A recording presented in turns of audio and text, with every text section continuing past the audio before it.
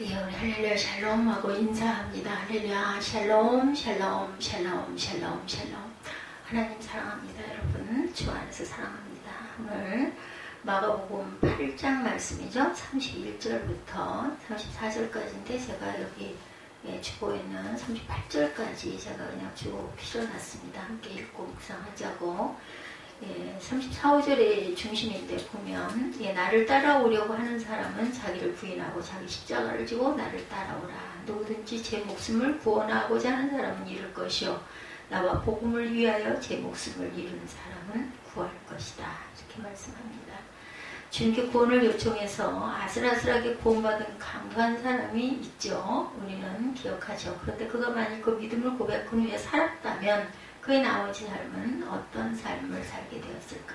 두 강도 중에 한 강도가 낙원에 가서 저를 기억하여 주십시오 하고 너와 내가 낙원에 있을 것이다 라고 예수님이 말씀하시죠. 제자로서의 삶을 살았을 가능성이 높겠죠. 땅에서 만약에 함께 살았다면 믿음의 문이 극적인 상황에 열렸기 때문에 예수를 영접함으로 내가 목숨을 구원받았어. 그럼 어떻겠어요? 얼마나 감사하겠어요. 그죠? 그러니 얼마나 주님을 잘 따랐겠습니까? 예수를 영접함으로 믿음을 처음 가지게 된 그 첫 순간 예수님의 제자의 삶이 시작되는 관문이라고 할 수가 있겠죠. 내가 예수를 믿습니다 하는 그 순간이 어떤 그 문경에서 열리는 그 목자 컨퍼런스가 있었대요. 가정교회 목자 컨퍼런스. 문경 세제에 가면 낙동강의 발원지 중에 하나임을 표시하는 기념비가 세워져 있다고 합니다. 믿음은 제자도가 시작되는 발원지이죠. 그러므로 제자도 제자의 삶이라는 것은 믿음의 강이 흘러가는 것이라고 표현해 보게 볼 수가 있겠어요. 처음에야 폭이 좁은 시냇물 같은 것일 수 있지만 강폭이 점점 넓어져 가죠. 드디어는 바다에까지 다다르게 됩니다. 믿음의 삶은 이와 같이 제자도의 강과 같음을 알 수가 있습니다. 3년 반 동안 제자 훈련에 몰두하시던 예수님은 믿음의 강 제자도의 강의 제자들 속에 제대로 자리 잡혀가는지 궁금하셨을 거예요. 그래서 예수님의 이 말씀이 너무나 마음의 골수에 꽂혀서 이렇게 해보려고 한 사람이 있죠. 우리 주변에도 12제자를 내가 거느리게 되면 소개시켜 드릴게요 했던 분이 계세요. 그게 말처럼 내 마음처럼 그렇게 바로 온전하게 잘 되지는 않습니다. 내가 내 제자를 거느린다는 것처럼 어려운 일이 없죠. 하나 둘도 아니고 12명을 예수님같이 똑같이 하려고 하는 그 마음의 열정이라고 할까요? 근데 겉모습만 그래서는 안 되는 거죠. 껍데기만 그래서는 안 됩니다. 내가 먼저 주님의 제자로 온전히 세워져 있나 이거를 생각해야 되고 우리 모두는 예수님의 제자들이다 이렇게 생각을 해서 내가 내 제자를 거느리겠다 이거는 조금 어불성설이 아닐까 너무 열정이 지나친 건 아닐까 싶습니다. 제자들은 믿음의 고백을 들으시고 비로소 이제 예수님의 남은 여정을 말씀하시죠. 오늘 본문에 험난한 일을 당하시고 사내들은 공유회로부터 배척을 받고 죽임을 당하게 되고 사흘 후에는 부활하게 되실 것이라는 설명의 단계에 이르렀을 때 활쩍 뛰며 항의한 베드로 그렇죠? 사단아 물러가라 소리를 듣게 됩니다. 금방 너는 하나님의 아들이다 라고 그것을 알게 하시니는 내가 아니라 하나님이 알게 하셨다라고 칭찬을 하셨는데 그만 이 말에 차단이 되고 맙니다. 예수님은 베드로와 다른 제자들의 생각과 충격이 갔음을 보시고 단호하게 꾸짖으시죠. 그들을 착각해 하고 꼬드기는 영적 세력을 향해 적격탄을 날립니다. 그러니까 가끔 때로는 내가 사단이 될 수도 있어요. 삶 속에서 내가 이걸 원하고 뭐 어떤 내 유익을 위해서가 아니라 얘기라도 베드로가 지금 여기서 그렇잖아요. 베드로 유익이 아니죠. 예수님 가시면 어떡합니까? 저도 그랬을 것 같은데요. 예수님이 이제 돌아가신대. 그리고 내가 또 사흘 만에 부활할 거래. 그러면 그냥 당장에 아이고 가시면 안 돼. 저희는 어쩌라고 이 소리가 나오지 않겠어요. 사단아 내 뒤로 물러가라. 너는 하나님 일을 생각하지 않고 사람의 일만 생각하는구나. 우선 내 주변, 그죠? 내 몸 이거 먼저 우리가 살피게 됩니다. 본능이죠. 그리고 제자들뿐 아니라 무리까지 불러놓고 하신 말씀이 오늘 봉독한 본문이죠. 제자가 되려면 제자가 되어 믿음의 강에 흘러가려면 자기 부인의 삶을 살아야 된다. 나는 상관하지 말아라. 이거 자기 자신 본인 자기 십자가를 지고 하는 삶을 살아야 하는데 예수님을 따라가는 삶을 살아야 한다. 내 짐을 짊어지고 나를 따라와라 이렇게 말씀합니다. 그렇게 살면, 그런 좁은 길을 가면, 그렇게 세상 사람들과의 반대로 살면, 역설적으로 헌신하면 풍성한 상급이 반드시 분명히 주어질 것이다. 예수님의 자기 부인입니다. 어떤 모습으로 나타나고 있는가? 하나님이신 분이 영광의 보좌를 떠나 인간이 되어서 오셨어요. 그죠? 죄의 문제를 해결해 주시기 위해서 십자가에 매달려 죽으심으로 대속의 은혜를 베풀어 주신 점에 예수님의 자기 부인은 그 절정을 이룹니다. 그래서 아무도 예수님의 부인이다 라고 생각은 안 하겠죠. 그죠? 자신을 부인하는 것, 이것을 가리킵니다. 예수님의 자기 부인은 하나님이심의 본질과 영광과 권세를 포기한 자기 부인은 아니에요. 잠시 내려놓은 것 뿐이죠. 본질이 달라서 허약해지거나 죄를 짓게 되거나 비굴해지신 것이 아니죠. 사람이 되셨지만 완전한 사람, 죄 짓지 않은 사람의 모습으로 나타나셨습니다. 불의와 타협한 적이 없으셨고 죄인된 우리 곁을 낮아지기 위하여 우리가 같은 약함을 체휼하기 위함이었을 것이다. 사망의 권세, 죄악의 권세 안으로 들어가서 빛을 비추기 위하여 낮아지시고 죽으신 것이죠. 예수님의 죽음 안 그 본질 속에는 그러나 생명의 빛, 부활의 빛은 여전히 회복되며 씨로 품고 계셨을 것이다. 믿음을 갖게 되고 참 제자의 삶을 살고 싶은 우리들이 사람의 자기 부인도 이 원리와 같다라는 것. 이렇게 나를 부인하고 주님을 따라야 내 세상의 영화와 세상의 영광과 박수갈채 이런 거를 뒤통을 돌릴 줄 알아야 한다. 하나님 앞에서 심령이 가난한 자로 새로 태어나야 한다. 나에 대한 정확한 인식을 하는 거죠. 나는 뭔가, 나는 누구인가, 내가 무엇을 할 수 있겠는가. 그렇죠. 나는 하나님이 친히 창조하신 피조물일 뿐이다. 조상 대대로 흘러온 그 죄악이 내 속에도 날 때부터 본질적으로 숨어있는 죄인일 뿐이다. 하나님이 보호하시지 않으시고 공급하지 않으시면 내 생명, 내 호흡, 내 삶이 절대 불가능하다라는 그러한 그 인식, 나의 생사 화복을 내가 주관하는 것이 아니라 어떻게 내가 주관해요? 하나님이 주관하시죠. 철저한 한계의식, 주님의 말씀 앞에는 내 세계관을 내려놓고 주님의 뜻과 지시, 권유하심과 계획하심 앞에서 내 생각, 내 갈망을 무조건 내려놓고 포기하겠다는 결단. 심지어 주님이 기뻐하시면 나도 덩달아 기뻐하고 주님이 슬퍼하시는 바에 대해서는 나도 슬퍼하게 되는 정서적 공감. 주님이 부담스러워하시면 나도 부담스러워하고 주님이 원하시면 나도 갈망하게 되고 주님이 기대하시면 나도 소원을 가지고 기대하는 것. 이것이 자기 부인의 그림입니다. 그러므로 내가 무엇을 먹을까, 무엇을 입을까, 내가 어떻게 잘 살까 이걸 생각하는 것이 아니라 주님이시라면 이럴 때 어떻게 하실까 이걸 꼭 생각해 볼 줄 알아야 되겠다. 그러므로 자기 부인은 자기 자존감 자체가 사라지는 것이 아니고 나는 하나님의 형상으로 만들어진 하나님의 걸작품이라는 인식이 바탕에 깔려있는 것을 전제로 한다는 것.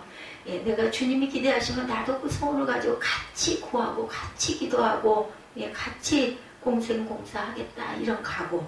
나는 예수 안에서 하나님의 자녀가 되었기 때문에 이제는 하나님 나라의 백성이고 영적 전쟁에서의 군사이고 하나님의 군사이고 예수 안에서 거듭난 새로운 피조물이라는 인식이 바탕에 깔려있다. 그러므로 새 그릇이라는 인식이 전제됩니다. 자기를 부인한다는 것은 그동안 내가 담고 있던 내 옛사람을 버리고 새 사람을 입었기에 보혈로 닦여진 그 새 그릇을 받았기에 나 새 그릇을 주님을 위하여 늘 새롭게 비워두는 것을 말하죠. 우리가 새 사람을 입고 새 그릇으로 준비되었다 하더라도 나는 완전하거나 완벽하지 못합니다. 늘 부족하고 늘 불완전하고 늘 미완성이죠. 그러기에 자기 부인은 객관적으로 자기를 바라보고 그런 나를 인정할 수 있는 여유고 능력이다. 누가 그런 나를 따갑게 취급하고 여과 없이 묘사하더라도 그에 대해 내가 심하게 다치지 않는 것, 상하거나 다치지 않아야 한다는 것. 근데 우리는 늘 상하고 늘 다치죠. 그래서 그게 깊어가지고 몇십 년, 10년, 20년을 속에 품고 있다가 터지면 누구처럼 공황장애, 질병의 이름이죠. 그런 것들이 일어나요. 마음 안에 쓴뿌리가 있는 거죠. 누가 나를 이렇게 아프게 했어. 누가 나를 이렇게 상처냈어. 나 너무 싫어. 이거를 터뜨리지 못하고 속에 지니고 있다 골마 터집니다. 오히려 하나님의 눈으로 공감하며 자기 지적으로 겸손하게 받을 수 있는 여유와 능력. 자기 부인은 그러므로 내가 아니라 남을, 우리가 아니라 주님을 더 깊이 묵상하고 더 존귀히 여길 수 있는 여유와 능력이다. 심령이 가난한 자에 대한 주님의 약속은 천국이었죠. 예, 천국이 너에게 임할 것이다. 예, 천국이 저희의 것이라고 주님은 분명히 자기 부인의 삶 속에 주어질 영원 풍요로운 기쁨 천국의 약속을 하고 계세요. 예수님이 자기 십자가는 우리를 구원하신 하나님의 손길이고 지혜죠. 죄와 슬픔과 고통의 차원에서 우리를 의와 기쁨과 평화의 차원으로 끌어올린 하나님의 손길이고 승리입니다. 사망에서 생명으로의 징검다리, 슬픔에서 기쁨으로의 징검다리죠. 그러나 우리가 지는 십자가는 예수님의 십자가와 그 본질적인 의미는 같지가 않습니다. 대속의 의미는 없기 때문이죠. 그러나 공통점이 없는 것은 아니에요. 고난과 수치를 당하게 되는 점, 빛의 삶을 위하여 당당히 겪는 필수적인 코스라는 점에서 또 끝이 영광과 상급이라는 점에서는 같습니다. 자기를 부인하고 사는 삶을 살면서 예수의 제자로 살아가는 사람들은 무엇에는 감사하죠. 내가 처한 환경에 독특함을 인정하고 그것도 감사하죠. 어저께 아주 엄청나게 길이 많이 밀렸어요. 용인을 가는데 가는 보니까 올라오는 차들이 서울로 오는 차들이 어떻게 가다 보니까 어디를 들려서 가다 보니까는 한 5시, 6시 그때쯤이 됐는데 서울로 향해서 오는 차들은 아예 안 가. 그래서 야 이걸 우리 돌아갈 때 엄청나게 밀리겠다 어떻게 하냐. 참 걱정이다. 정말 힘들었죠. 되게 힘들어서 그걸 다독이면서 오는데 정말 힘들어요. 그래서 제가 그랬어요. 그래도 우리 몸이 건강하고 사고 나지 않고 잘 갔다 올 수 있는 건 우리 이거 감사해야 된다고. 하늘이 아주 어저께 우리 태풍 온다고 그러죠? 구름이 너무 예쁘더라고요. 사무엘이도 그런 거에 굉장히 관심이 많아가지고 휴대폰으로 달을 반쪽을 찍었는데 반쪽 그쪽 옆에 안 보이는 쪽에 있는 그 거무스름한 그런 구름들이 너무나 그 무늬들이 너무 이뻐가지고 이야 너무 이쁘다. 너 참 사진 잘 찍는다 그러고 칭찬을 해줬더니 나는 너무너무 궁금한 것들이 많아. 그런 얘기를 한 번도 안 했는데 잠깐 얘기를 하더라. 궁금한 게 어떤 것들이니 혹시 자연은 아니니 맞다고 그러더라고요.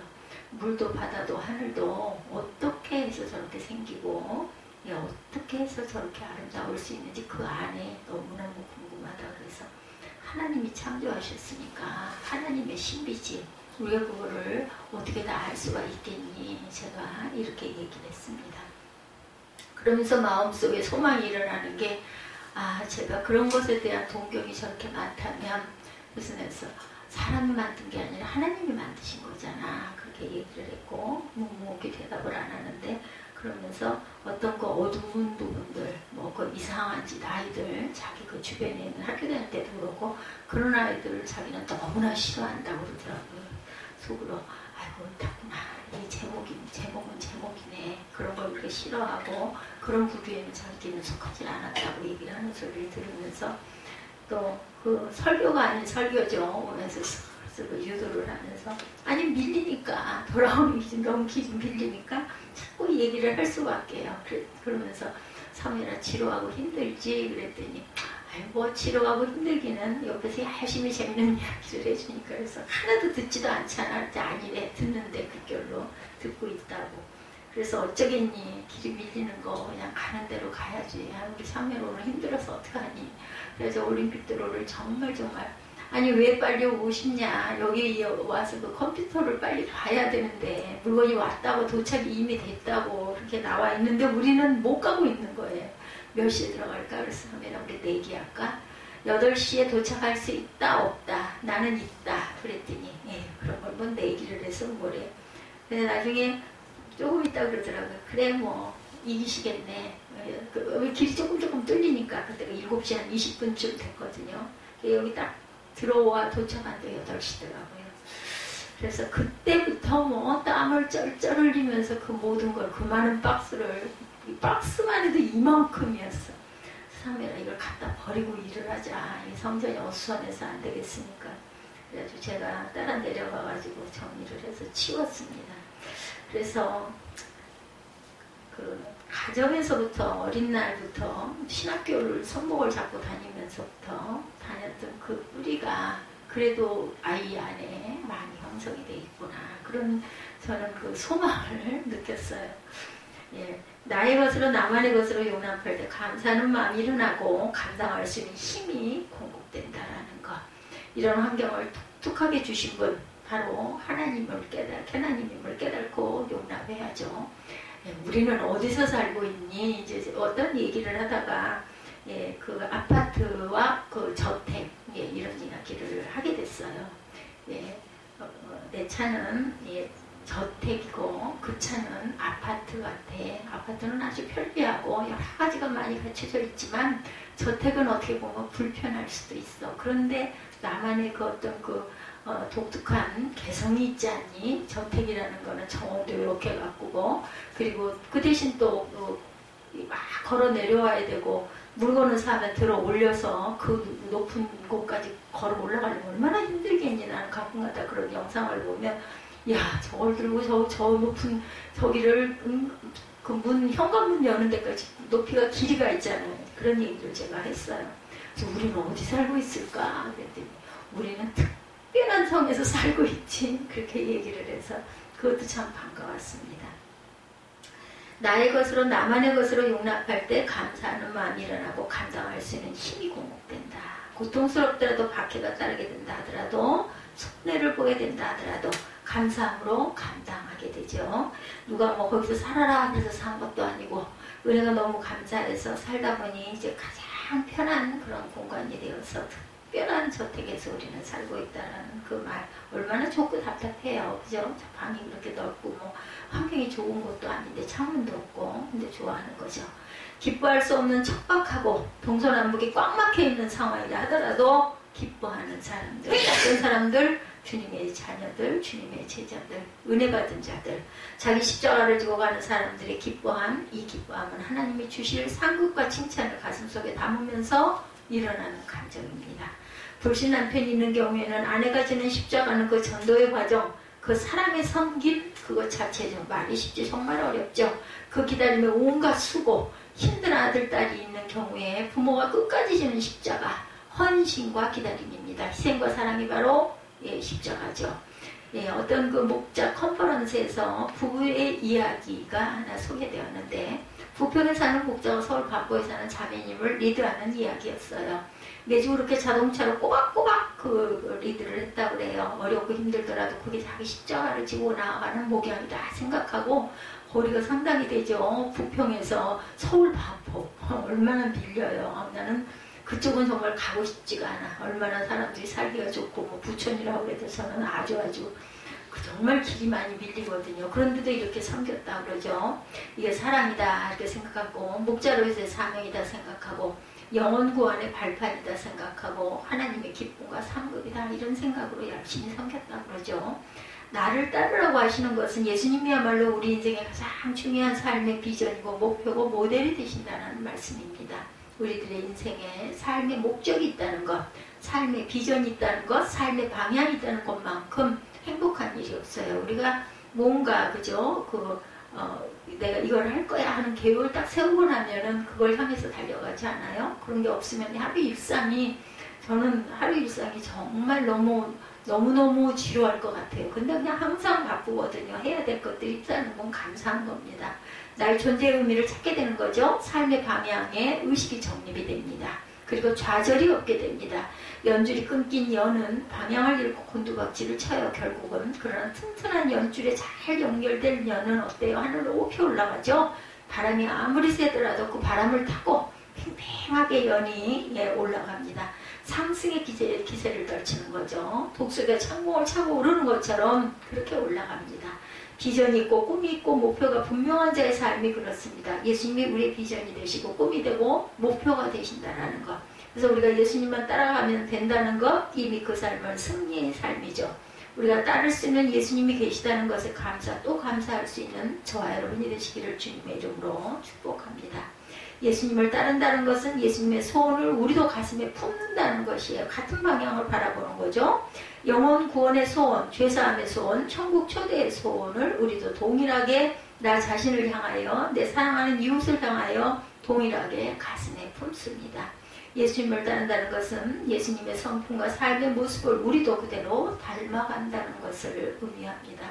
그 성품 중에 중요한 것들이 무한한 사랑, 영원한 생명감의 충만, 눈부신 영광의 빛, 하늘과 땅을 덮는 풍성한 지혜, 만분의 1이라도 날마다 주님의 성품을 닮아가는 저와 여러분이 되고 싶은 소망이죠. 예수님의 삶의 모습은 한마디로 순종과 섬김이라고 압축된 표현을 하죠. 우리들의 삶의 모습 또한 순종과 섬김이 기본 빛깔이 되어야 할 줄 믿습니다. 가정교회 처음에 시작할 때 가정교회들을 많이 시작하죠. 그리고 우리들의 교회라는 이 현장, 이곳 이런 순종과 섬김을 체험할 수 있는 기가 막힌 무대라는 것입니다. 훈련입니다. 예수님의 삶의 모습을 닮아가는 교회 생활에 최선을 다하는 저와 여러분들이 되시기 바랍니다. 자녀를 기른다는 것도 섬김이에요. 본인 훈련이고 섬김입니다. 예수님의 사역은 각종 병을 고치시고 귀신을 대적하고 쫓아내고 하나님 나라의 복음을 가르치고 선포하면서 하나님이 하신 영광스러운 일들을 선포하는 일로 요약이 되죠. 우리가 주님처럼 그렇게 완벽하게 일하기는 불가능합니다. 우리가 받은 바 사명의 몫을 잘 감당하고 가는 것 정말 어렵죠. 예수님은 달란트 비유를 통해서 충성스럽고 신실한 종의 모습을 제시해 주셨어요. 내가 받은 달란트가 1달란트인지 2달란트인지 3달란트인지 10달란트인지 그게 중요한 게 아니고 그저 최선을 다해서 내가 할 일을 최고로 하면 됩니다. 양으로 비교하지 않으시는 하나님이심을 알면 우리는 위로가 되죠.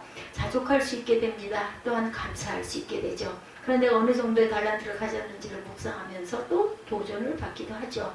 작은 것, 보잘것없는 것, 심지어 내가 하기 싫은 것 같은 일에도 내 영역 안에 들어온다면 어찌하든 최선을 다한 마음으로 나아가면 되겠죠. 주님께 하듯 그 작은 일을 성실히 감당하면 됩니다. 믿음의 강은 계속해서 흘러갑니다. 믿음의 강은 제자도의 숲과 경치를 일구며 흘러갑니다. 한강이 아주 유유히 흘러가더라고요. 근데 저쪽 그쪽 반포 쪽 너머 쪽에 있는 강들은 많이 말랐어요. 보니까. 그래서 어머 왜 이렇게 가뭄이냐, 비는 그렇게 많이 왔는데 그런 이야기를 했습니다. 목자 컨퍼런스 개최지가 문경이었었다고 합니다. 어떤 부부의 그 목사님 부부의 고향이기도 하다고 그래요. 목자님들의 그 시가인 문경을 다녀오면서 낙동강의 강폭을 따라서 나지막한 산, 높은 산, 소나무숲, 그림 같은 개울, 평화스럽게 옹기종기 보여있는 불합들, 그리고 새벽 안개가 산 중턱에 걸려서 정말 천국에 온 듯한 감동을 주는 그 길을 달리면서 다녀왔다고 하죠. 저도 한참 글을 쓸 때, 서예를 할 때 새벽녘 서너시경에 끝나가지고 그때는 뭐 겁도 없이 양평, 청평 그쪽 길을 열심히 달렸던 기억이 나요. 갈 때는 어두웠는데 거기 양평, 청평쯤 다다르면은 뿌옇게 동이 트는데 정말 그 푸르름이 얼마나 이뻤는지 정말 감탄과 경탄이 그냥 저절로 나오는 그런 새벽녘을 다녔던 그 기억이 저도 잊히지를 않습니다. 그럼 뭐 사진에다 담아도 표현할 수가 없죠. 제 가슴 안에 있죠. 정말 천국, 천국이 이거보다 훨씬 몇십 배, 몇백 배 더 아름답고 좋다면 우리는 천국에 입성하면 뭐 세상 뭐가 그렇게 부럽고 그립겠습니까? 그냥 자녀들 내려다보는 거, 그것이 또한 하나의 향수일 수 있겠죠. 저 여러분의 믿음의 감동, 태백산맥에 기슭게 여출한 그 멋진 풍경, 이분이 여기에 올려놓은 풍경, 제가 말씀드린 새벽녘의 그 안개와 푸르름을 바라보며 하나님의 걸작품이구나 하는 그 감탄, 그것을 하나님이 함께 하시는 변화무쌍한 인생의 경치, 파란만장한 풍경들을 연출하게 되는 것이죠. 우리 모습을 또한 하나님께서는 보시고 내 아들이 내 딸이 저렇게 열심히 사는구나, 믿음 생활 잘하는구나 하면서 기뻐하실 그것을 바라보면서 또한 요즘 우리나라가 정말 아기자기하잖아요. 그래서 해외에 있는 분들이 그렇게 우리 대한민국을 좋아한다고 합니다. 어디를 가면 조금만 가면 여기 나오고 골짜기가 나오고 구름이 나오고 그리고 넓은 또 평야가 펼쳐져 있고 산은 또 그렇게 높고 아주 아기자기한 해외에 나가면은 한 군데에서 한 군데 가려면 막 7, 8시간씩 차를 달려야 가잖아요. 우리나라는 그렇지가 않죠. 우리 국도 구석구석 도로는 또 얼마나 잘 닦여 있는지 고속도로를 만들기 위해서 애쓴 수많은 사람들의 땀과 노력과 고생과 희생 위로 짐작하고 감사하게 되죠. 어떻게 저렇게 길을 뚫고 터널을 뚫을까 생각만 해도 그죠? 믿음의 삶 또한 예수 제자의 삶에 대한 하나님의 상급은 산과 강을 헤집고 달리는 고속도로와 같다고 볼 수가 있다. 어떤 지방신문에도 예, 경북, 내륙, 상주에서 동해안 영도까지 동서 4축 고속도로가 공사 중이다. 이미 반 정도를 공정이 끝났다고 합니다. 2조 7,400억 원의 예산이 소요되는 큰 공사. 그래서 우리가 고속도로에 그 고속도로비를 냈잖아요. 이게 먼저 이렇게 빚으로 나라에서 끌어다가 만들고 우리들이 길을 다닐 때 조금씩 세금을 내서 그걸로 충당을 하는 거죠. 그래서 10년 정도를 그 길을 닦아가지고 공사들이 완공이 되기도 한다고 그래요. 그래서 분기점, 나들목, 휴게소, 터널이 38개, 교량이 116개나 되는 107km 고속도로, 대단하죠, 고속도로들. 이렇게 되므로 당진, 청원, 상주를 지나서 안동과 영덕을 잇는 동서 관통의 고속도로가 만들어지죠. 상주에서 영덕까지 3시간 20분이나 걸리던 153km의 여정이 107km로 고속도로를 달리면 1시간에 주파하게. 우리 동해 갈 때 그렇죠. 굉장히 빨라졌어요. 속초 갈 때도. 그전에는 정말 5-6시간 걸리던 거리가 3시간이면 끝나죠. 강이나 계곡이 있으면 다리를 세우거나 산을 깎고 험산 줄령이 막아서면 길게 터널을 뚫으면서 그런 고속도로의 공사. 이것은 고난과 장애를 뛰어넘고 돌파해가는 우리들 믿음의 고속도로이고 우리들 예수의 제도의 행진과 그 모습이 비슷하지 않을까. 이제 주사위는 우리에게 던져졌습니다. 우리의 믿음이 어떤 믿음이냐, 시험 안에 행진할 때가 되었다라는 거죠. 나를 부인할 수가 있겠는가? 나의 십자가를 지고 주님을 따를 수가 있겠는가? 내 목숨 아까워 세상 만사 쫓아가며 세상에서의 목숨을 허무하게 달려가고 있지는 않은가? 그러나 내 목숨까지 포기하고 복음과 하나님 나라를 택하면 버린 그 목숨이 영원하고 풍성한 목숨이 되어서 부메랑처럼 멋진 고속도로처럼 돌아오게 된다는 것. 우리 자신을 낮추면 하나님께서 높여주시고 우리가 높이려고 하면 낮추시는 분이 하나님이시라는 것 여러분들 아시죠? 섬김. 내가 섬김을 받으려 하면 내가 손가락질을 받게 되고 섬기려 하면 존귀 여김을 받게 된다는 것. 우리가 나를 비우고 버리고 또한 얻고 움키면 달아나죠. 우리 찬양 있죠. 비우시기 바랍니다. 비우면 채워지는 게 하나님 나라라는 거. 나를 비우면 비울수록 하나님의 나라가 우리 안에 더욱 가까이 임하신다는 거. 나의 부인, 나의 십자가, 주님 따르는 삶을 통해서 하나님 나라가 저 여러분에게 9월 한 달도 활짝 열리는 고속도로 대로가 되시기를 주님의 이름으로 축복합니다.